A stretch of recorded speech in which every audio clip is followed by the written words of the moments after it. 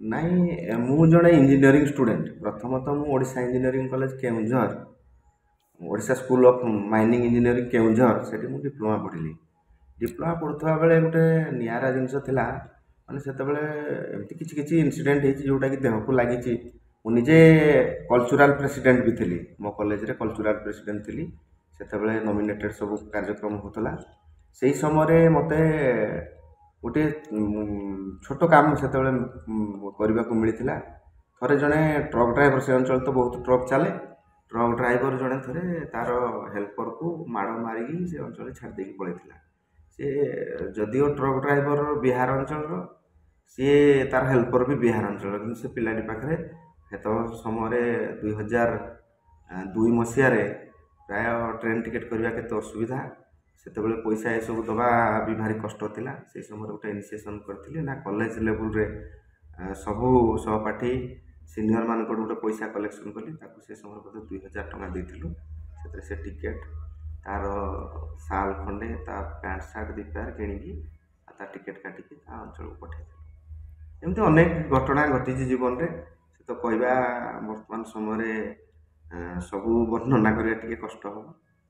ମୋର ବାଲ୍ୟ ଅବସ୍ଥା ଟିକେ ଦୁଃଖପୂର୍ଣ୍ଣ। ସେତେବେଳେ ବାପାଙ୍କ ଏତେ ରୋଜଗାର ନଥିଲା। ବାପା ଜଣେ ଚାଷୀ। ମାନେ ଏମିତି ସମୟ ଆସିଛି, ଓଳିଏ ଖାଇଲେ ବି ଓଳିଏ ଖାଇବାକୁ ମିଳୁନଥିଲା ସେ ସମୟ କଥା। ସେହି ସମୟରେ ବି ଆମେ ମୋର ସ୍କୁଲ ଶିକ୍ଷା ଡେରେଙ୍ଗ ଅପର ପ୍ରାଇମେରୀରୁ ହେଲା। ତା ପରବର୍ତ୍ତୀ ସମୟରେ ସପ୍ତମ ଶ୍ରେଣୀ ପର୍ଯ୍ୟନ୍ତ ଘଣ୍ଟିଆଣି ସ୍କୁଲରେ 3 କିଲୋମିଟର ଗାଁଠୁ ଯାଇକି, ରାସ୍ତା ଘାଟ ସବୁ କିଛି ସୁବିଧା ନଥିଲା, ଯାଇକି ପାଠ ପଢ଼ିଲି। ତା ପରବର୍ତ୍ତୀ ମୁହୂର୍ତ୍ତରେ ଚିନ୍ତା କଲି ଖମାର ହାଇସ୍କୁଲ, ସେତେବେଳେ ଆମ ଅଞ୍ଚଳରେ ଟିକେ ନାମୀ ଦାମୀ ଥିଲା। ମୋ ବଡ଼ ବାପା ପୁଅ ମୋତେ ଖମାର ଉତ୍କଳମଣି ଗୋପବନ୍ଧୁ ଉଚ୍ଚ ବିଦ୍ୟାପୀଠକୁ ନେଲେ। ସେଠି ବି ମୁଁ 10th ଟପର ହେଲି ମୋ ସ୍କୁଲରେ। ସେଠି ମୋର ଶିକ୍ଷା ସରିଲା ପରେ ମୁଁ ଡିପ୍ଲୋମା ପଢ଼ିଲି। ଡିପ୍ଲୋମା ଓଡ଼ିଶା ଇଞ୍ଜିନିୟରିଂ, ଓଡ଼ିଶା ଓଏଲ୍ school of mining engineering Keonjhar, ଯେଉଁଟାକି ସେ ବି ଗୋଟିଏ ଗଭର୍ଣ୍ଣମେଣ୍ଟ କଲେଜ। ତା ପରବର୍ତ୍ତୀ ସମୟରେ ଓଡ଼ିଶା ଇଞ୍ଜିନିୟରିଂ କଲେଜ ଭୁବନେଶ୍ୱରରେ ମୋର ଡିଗ୍ରୀ। ତା ପରବର୍ତ୍ତୀ ସମୟରେ ମୁଁ ମାଷ୍ଟର ପ୍ରଫେସନରେ ଥାଇକି ପିଜି ମଧ୍ୟ IIT ଖଡ଼ଗପୁରରେ କଲି। ମୁଁ 2012 ମସିହାରେ ଯେତେବେଳେ ମୋ ଚାକିରି ଛାଡ଼ିକି ଆସିଲି, ସେ ସମୟରେ ମୁଁ ପ୍ରଥମତଃ ଆମ କଣିହାଁ ଅଞ୍ଚଳରେ ରହିଲି।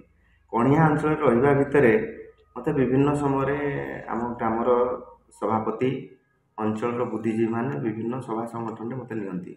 ସେହି ସମୟରେ ଗୋଟିଏ ମୁଦା ଉଠିଥିଲା। ସେତେବେଳେ JITPL ସଂସ୍ଥା ସେ ତିଆରି ହେଇଥିଲା। ଠିକ୍ ଅଛି, ଅଞ୍ଚଳର ଜନସାଧାରଣ ଆମେ ସମସ୍ତେ ଜମି ଦେଇଥିଲୁ, ଜଳ ବି ଦେଇଥିଲୁ।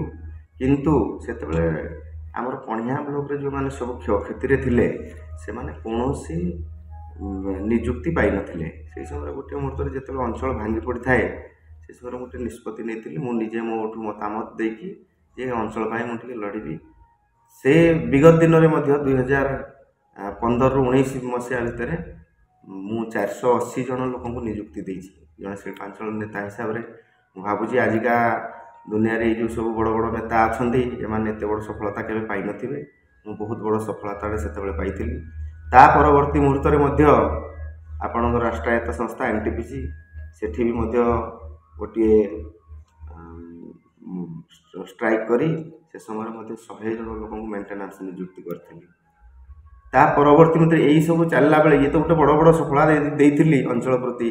ତାପରେ ଚିନ୍ତା କଲି ଠିକ୍ ଅଛି, ଯେହେତୁ ଗୋଟିଏ ସଂଗଠିତ ଦଳ ବିଜୁ ଜନତା ଦଳ, ସେଥିରେ ମୁଁ ଯୋଗଦାନ କରିଥିଲି। ଯୋଗଦାନ କଲା ପରେ ମୋତେ ବିଜୁ ଜନତା ଦଳର ସଭାପତି ପଦବୀ ମିଳିଥିଲା।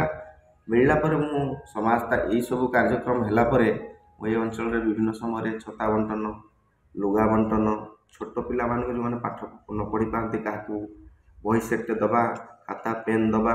କେଉଁ ଛୁଆ ସ୍କୁଲକୁ ଯାଉଛି, ସେ ଜୀବନ ସାରା ଜୋତାଟିଏ ଠିକ୍ରେ ପିନ୍ଧିକି ସ୍କୁଲ ଯାଇପାରୁନି, ବହୁତ ଉପାନ୍ତ ଅଞ୍ଚଳକୁ ଯାଇଛି, ସେ ଅଞ୍ଚଳରେ ମଧ୍ୟ ଛତା, ଜୋତା, କମ୍ବଳ ଦେଇକି ମୋ ଦ୍ୱାରା ଯେତିକି ସମ୍ଭବ ମୁଁ କାର୍ଯ୍ୟକ୍ରମ ବଜାୟ ରଖିଛି। ଜଣେ ଅଞ୍ଚଳର ସମାଜସେବୀ ହିସାବରେ କାମ କରୁଛି। କୌଣସି ବଡ଼ ବଡ଼ ମନ୍ତବ୍ୟ ଦେବା ମୋ ପକ୍ଷରେ ଭଲ ହେବନି। ମୁଁ ସେମାନଙ୍କ ବିଷୟରେ କୌଣସି ମନ୍ତବ୍ୟ ଦେବି ନାହିଁ। ମହେଶ ଭାଇ ଜଣେ ଭଲ ଲୋକ, ମଣିଷ ହିସାବରେ ଭଲ।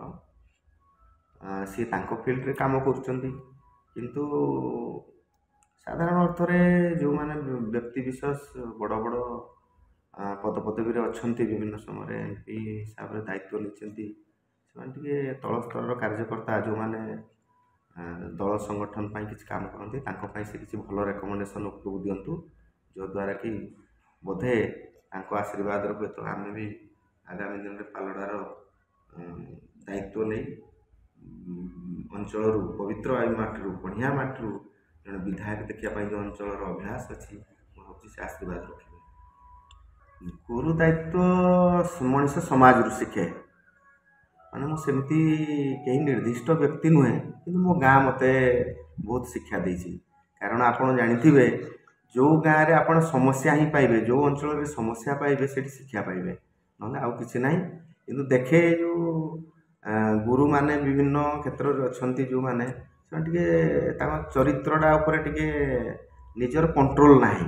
ମାନେ ଏଇ ଧରଣ କହିବା ଯେ ଆପଣ ରାଜନୀତି କରୁଛନ୍ତି, ଠିକ୍ ଅଛି, ସ୍ୱାର୍ଥ ରହୁଛି, କିନ୍ତୁ ସାମାଜିକତା ବି ରଖନ୍ତୁ, ଟିକେ ପର ପ୍ରତି ସହୃଦୟ ମନୋଭାବ ବି ରଖନ୍ତୁ। କେମିତି ଦୁଃଖୀ ରଙ୍କି ଚଳୁଛନ୍ତି ତାକୁ ବି ଦେଖିବା ଦରକାର। ଆମେ ଖାଲି ଏସିରେ ବୁଲିବା, ଆରିଷ୍ଟୋକ୍ରାଟ୍ ଗାଡ଼ିରେ ବୁଲିବା, ଆରିଷ୍ଟୋକ୍ରେସି ମେଣ୍ଟେନ୍ କରିବା, ଏଥିରେ କିଛି ନଥାଏ। ତେଣୁ ଜନସାଧାରଣ ସହିତ ମୁଁ ଅଛି। ମୁଁ ଯେମିତି ଆପଣ ଯେଉଁ ରାସ୍ତାରେ ନେଲେ ବି ଆଜି ପାଲଡ଼ାର ଜନସାଧାରଣ ମୋ ପାଖରେ 8ରୁ 10,000 କାର୍ଯ୍ୟକର୍ତ୍ତା ଅଛନ୍ତି ଆଜ୍ଞା। ସେଇ 10,000 କାର୍ଯ୍ୟକର୍ତ୍ତାକୁ ଯଦି ଆପଣ ଘରରୁ 4 ଖଣ୍ଡ ଭୋଟ ହୁଏ, ଆଜିକା ଡେଟ୍ରେ ବୋଧେ 30ରୁ 40,000 ଭୋଟ ମୁଁ ଆଜି ଯେଉଁଠି ରହିଥିବି, ଯେମିତି ରହିଥିବି ନେବି।